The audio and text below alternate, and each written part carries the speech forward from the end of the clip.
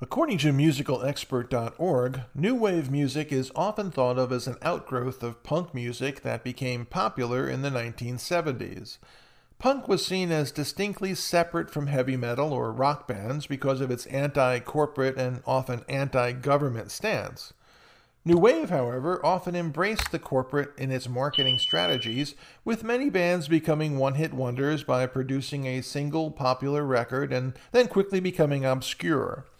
This style of music has also become associated with the excess of the 1980s, though some bands believe that it had more of a punk philosophy. Bands associated with this genre can be very different in structure. Early examples include bands like Elvis Costello and the Attractions, The Pretenders, Duran Duran, U2, and The Police. While some of these bands relied on previous rock strategies, deriving more from punk and rock, others drew on the significant development of the synthesizer to replace many standard instruments.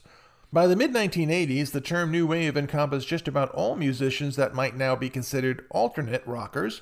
In fact, many of the original artists in this genre responded to this great popularity by returning to more fundamental rock roots. This in particular the case of musicians like Elvis Costello, Sting, the lead singer of The Police, who started producing jazz albums, and Joe Jackson. New Wave was also associated with deliberate fashion movements. For men, this often meant heavy use of makeup like eyeliner and romantic-styled fashions like blousey shirts. Some called the early fashion stylings of bands like Duran Duran and Adam Ant New Romance. In musician circles, one might hear such bands referred to as the New Romantics rather than the New Wavers. The style is often thought of akin to disco in its popularity and unimportance. Some important artists came out of this period, however, particularly U2, Sting, and Elvis Costello. These artists have easily jumped the gap into mainstream because of demonstrated excellent musicianship over the 20-year or longer careers.